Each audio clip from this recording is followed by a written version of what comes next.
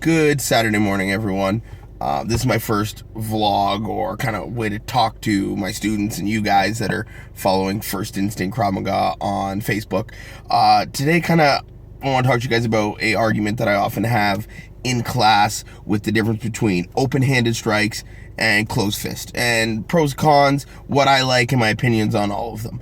So let's take it from the top. Let's start with a punch. Okay, for me, guys, a punch is my fundamental go-to strike. Okay, it is the most powerful of all the strikes that we're going to be throwing with our hands in that mid-range. A closed fist is 4 times harder than an open-handed strike.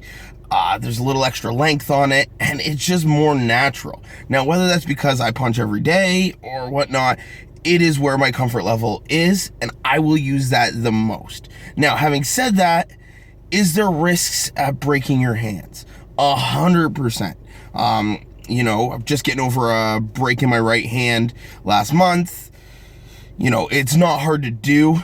It's very dangerous in that respect, but it is the most powerful, and it is the most comfortable for most of us that are training on a regular basis. Now, can we switch that mindset over and start dealing with a palm heel strike? 100%, guys. It's very, very simple to do with training. So let's get into the palm heel strike a little bit. Palm heel strikes, guys, are hitting with the butt end of our palm.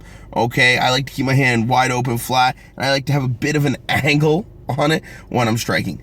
The reason palm heel strikes are great is the risk is lower for breaking your hands, damaging them, which is very crucial in a street situation. But my issues with the palm is it's a shorter strike. I am losing 4 to 5 inches, okay, and that's a big deal. Also, it's not quite as hard. The surface area you're hitting with is larger, so all that power is going to be distributed over a larger surface area. So if we're talking pounds per square inch, you're losing out a little bit, okay? Palm heel strikes aren't as natural for people to throw, I find.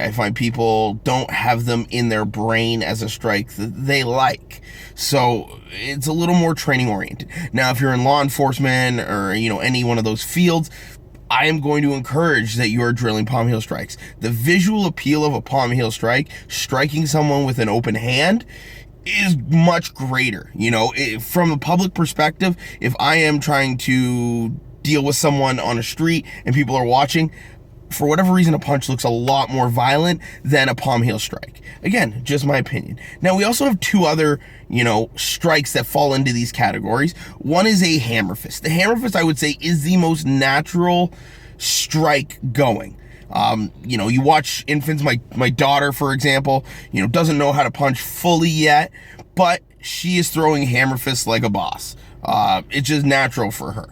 Okay, and I find it the same way for students. They come in and they're either throwing these big, wide open haymakers, or they're just down the middle winging their fists, kind of, like the Energizer Bunny banging on that drum. So, it is a natural strike. You can generate some good power. I find the further more advanced you get into training, the less comfortable I am with that. I've started using hammer fists from downed opponents from control position. I won't use them in a standing situation. If I'm standing and it's a mid-range, for me it's a punch unless I damage my hand, and even then I normally go back to still punching. It's already damaged at this point, I don't care. If I am going to hammer fist, I'm going to have you in control and I'm hitting the back of your head. The last strike on this kind of 4-strike thing that we're talking about is a slap. A slap is 100% my favorite preemptive striking attack. I love the idea of how quick, how fast, and how hard to notice it is if you do it right. It's very easy to throw this slap from hands up in front of my face, hey, I don't want any problems, to that coming across the face, guys.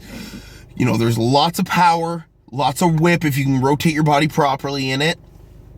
For me, it's an easy go-to. It's a great setup. Is it easy to knock someone out with a slap? I say yes, but again, there's a lot of things that go with that, and that'll have to be another conversation another time, guys, where we're talking about preemptive striking, which is a big important thing as well. But for now, those are our 4. What did I tell you guys? Basically nothing. I am giving you the synopsis of all 4 of those strikes. If I go out and get in a fight as I get out of my car here, I'm going to be punching the person. I think it's the hardest, the most effective, but there's also, I think, the biggest risk. But again, biggest risk, biggest reward. For me, it's a no-brainer. Okay, guys, I hope you all enjoyed this. Let me know your feedback. Let me know if you like this. If not, please ask questions, constructive criticism. If you guys want me to do this on a specific topic, I'm always in. Okay, guys, thanks very much, and enjoy your Saturday.